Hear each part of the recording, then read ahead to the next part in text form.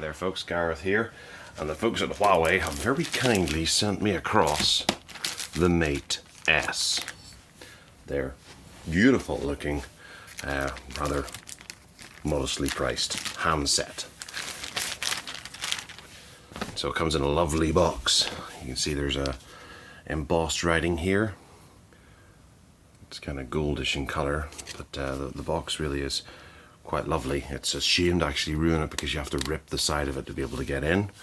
There's a few details on the side here. This is the titanium grey model. There's nothing along here, and that's the back. On the actual back it says just made in China, printed on soy ink, so nice recyclable packaging. Packaging made from responsible sources, and eco logo. Okay, must be the ink that the logos and things are printed in. Alright, well let's dig in and see what it's like inside. Shame to do that, really is. Okay, so under the cover of the box, no, it doesn't open like that. We slide this out and we get another box that's just as nice with Huawei's logo there. Huawei design written here. Can we pick that up? There we go. Nothing on this side, nothing on, oh yep, there's another Huawei design written there, and nothing on the back. And this looks to open like a book with the Huawei device here and Huawei written here. So we'll pull this out. Ooh, very nice. And under here, to get into the good stuff, we have a nice collection of stuff actually. There's SIM ejector tool. Ooh. Oh, you don't see this very often now. Huawei Mate S cover with a little manual as well. Quick start guide. Smart cover as well to display certain messages and things. That's really nice to see. I really miss getting covers and things like that inside the box. This is an exciting unboxing. Usually you'd get a SIM card ejector tool and a charger, which is European, unfortunately, with a micro USB lead. It's not USB-C, unlike on the Huawei made Nexus 6P. So very nice, and then a little pair of headphones that really do look quite sexy. If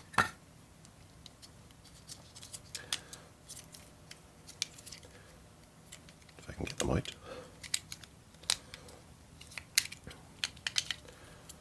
Sort of a bit like the Apple ones, in-ear buds.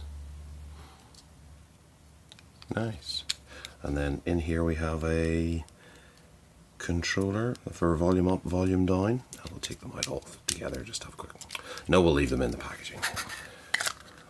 Take them out for the review because we want to get into the device. Right, so on the device we have, on the back here, it says NFC and 13 megapixel. And then nano SIM micro SD card goes in here. So there is a micro SD card in this, which is quite nice because the 6P wasn't expandable. Power button, volume key, some warnings, Huawei CE number. That's what's on the back. We can pull this off. Stick it over there. Oh, it feels gorgeous. It really does. It's nicely weighted as well. The battery's obviously inside it. We can't rip it out, but that's a beautiful weight. And we've got a screen protector on the front that is more for transport as opposed to being installed for you to use. We'll leave it on for the time being. So down the side here we have the power button, which like the 6P has a little bit of texture on it, and then a volume rocker here. Obviously these two are the other way around on the 6P. We have the antenna brakes in the metal, the aluminium body across here and up there, very much looking like an HTC M8, M9 on the back. Down the bottom we have a couple of speakers plus the micro USB and two little screws. They look to be Torx head screws, yeah. At the top we have a 3.5mm headphone jack plus a microphone, and here we just have that SIM card slot and the hole for the ejector tool to push in.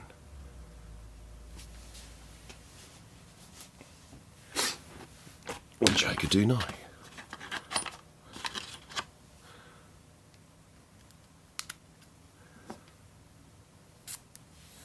And that'll be the for the nano SIM, which is too small.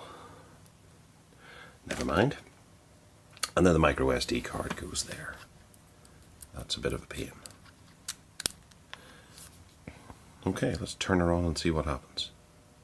So whilst the device is booting up, I'll give you a quick rundown on the specifications of the Mate S. First up, we have a 5.5-inch screen with 1080 by 1920 pixels. That's an Amoled 16 million color display working out at about 401 ppi. It runs Android OS 5.1.1 Lollipop with a planned upgrade to Marshmallow. There's a quad-core 2.2 GHz processor coupled with a quad-core 1.5 GHz processor, giving us a octa-core setup. The device comes in 32, 64 and 128 GB flavors. There is a micro SD card slot on the side, which is up to 128 GB, which theoretically will give you 256 GB on the go if you pull out all the stops. There's 3 GB of RAM as standard. There's a 13 megapixel camera with a secondary 8 megapixel camera on the front. The rear camera only records at a max of 1080p at 30 frames per second, which might be an issue for some expecting 4K. And it has a non-removable 2700 milliamp hours, which has an endurance rating of a whopping 60 hours. I think it's actually worth pointing out, in fact, that there is an FM radio built into this, as there are so many devices out there that don't have it anymore, but there are some users out there who are constantly looking for them. And there's 3 colours: luxurious gold, mystic champagne and titanium grey, which we have here.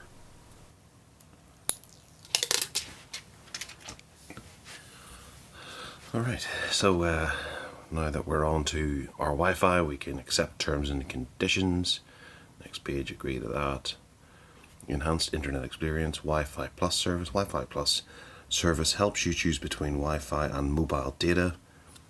Essentially using both at the same time to get your location and download things faster. Alloy.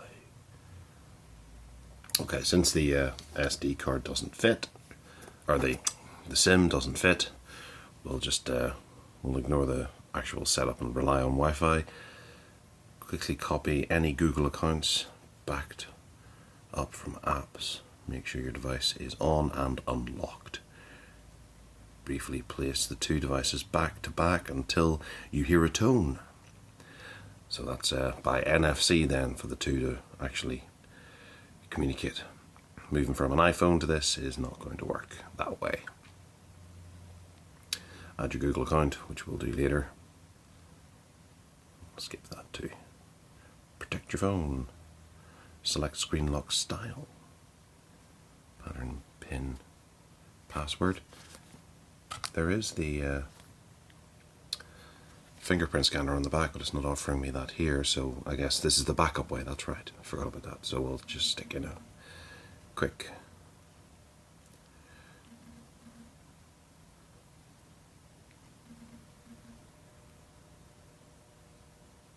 and the backup pin. We'll just go with 1, 2, 3, 4.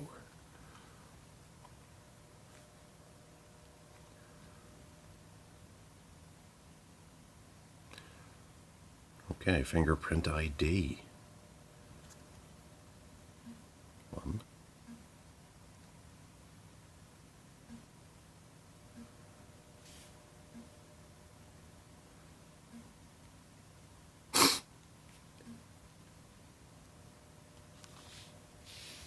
It's difficult to do whilst holding it at an angle. Okay. Confirm your pattern.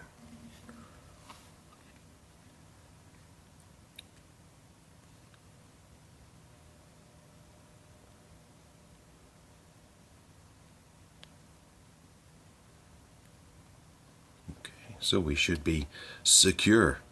Now Huawei did away with the drawer for your apps, and you rely much more on the actual desktop of the device itself for arranging your bits and pieces.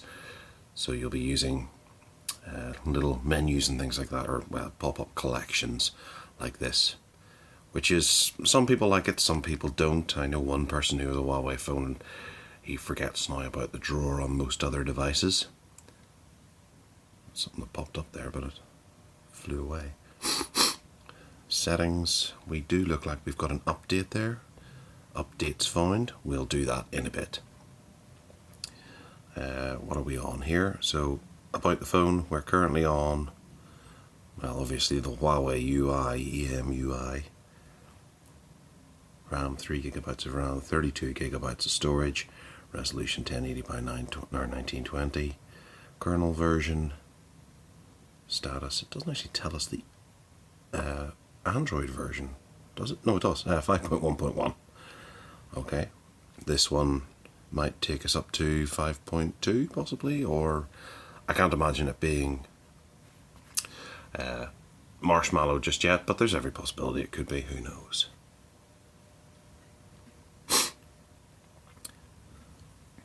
So the one thing I'm really interested in, because I've been using the camera on the 6P a lot, I'm wondering how good the camera is on this.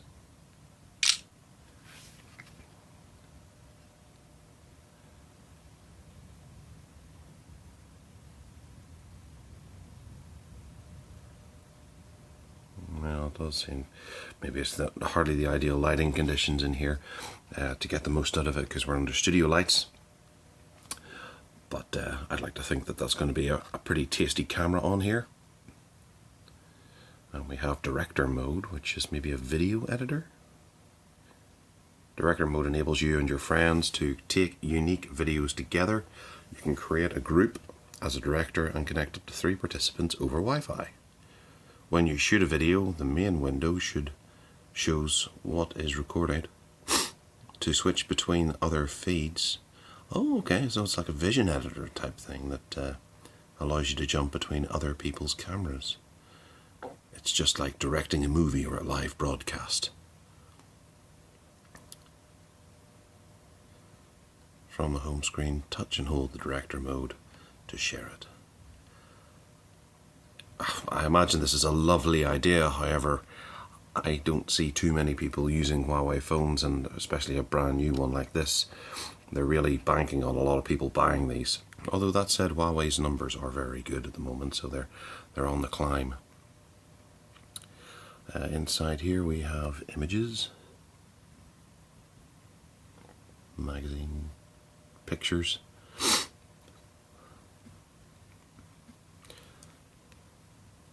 Audio. Oh, FLAC support.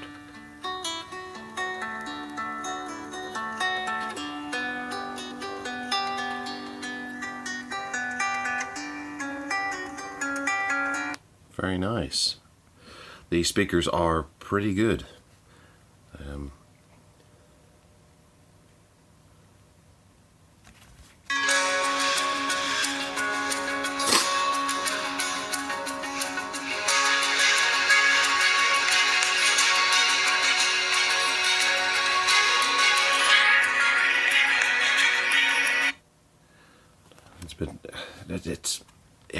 It kills me now that phone speakers aren't on the front. I'm so spoiled with the 6P currently. Apps installed, 0 apps. Archives, nothing. Documents, nothing. Recent, stuff that we've played recently, bookmarks, and safe to keep your sensitive materials in. Not that you would have any, of course. And clean.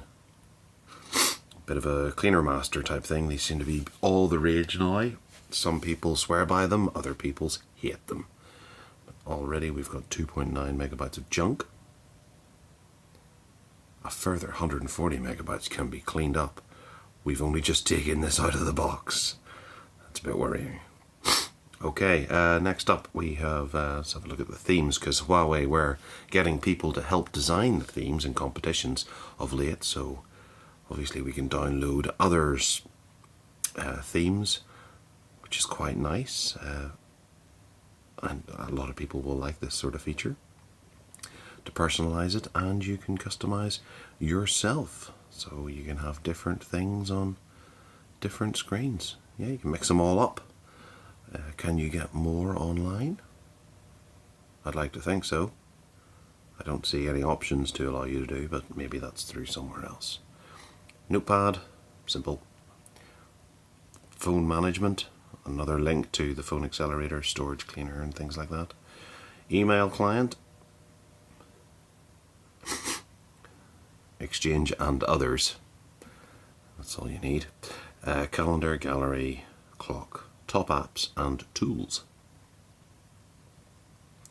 Right, so what do we have? We've got weather, calculator, that's probably a voice recorder. 3 microphones can be used. Aha! Must be microphones built into these speakers. And then one at the top there, which we can just about see there. And this is, I remember seeing this out in Berlin. It's really impressive. You can switch between them, so you're recording more out the top and out the bottom depending on who's talking. So if we do this, we can bring this down here so that it's recording me more so, and then up here to record someone at the other end. So you can sit on it and watch between who's talking in a circle of people. Really nice idea, love it.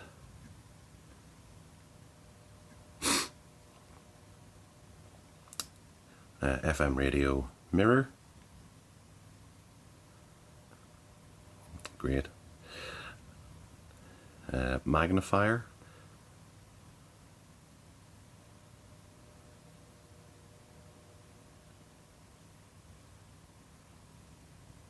Yeah, that's kind of nice. I do quite like that actually. Practically it's not very useful. I can't imagine people using it at all, but it's a nice tool to have to play with. Backup, updater, downloads, SIM toolkit, magic tag, which is NFC based, torch, and screen lock. So let's pull down here and see. This is obviously how their notification center works. We've got notifications here and shortcuts here. All well. Screenshot sound, auto rotate. Settings brings up the settings menu obviously.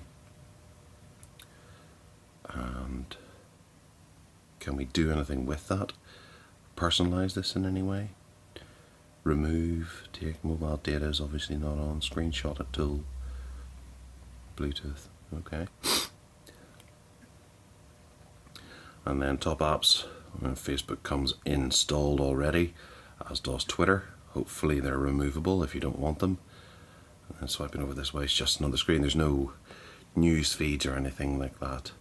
It's fairly clean. It's a nice interface. It's not too intrusive, but it obviously has its own style. And that's what it looks like when we close the cover, and we'll get notifications on there of what's happening on our phone. It's lovely. It's an absolutely lovely device. I'm looking forward to reviewing it, and we should get the review up in the next couple of weeks. I'll get cracking on it over Christmas. And thanks for watching. Take care now.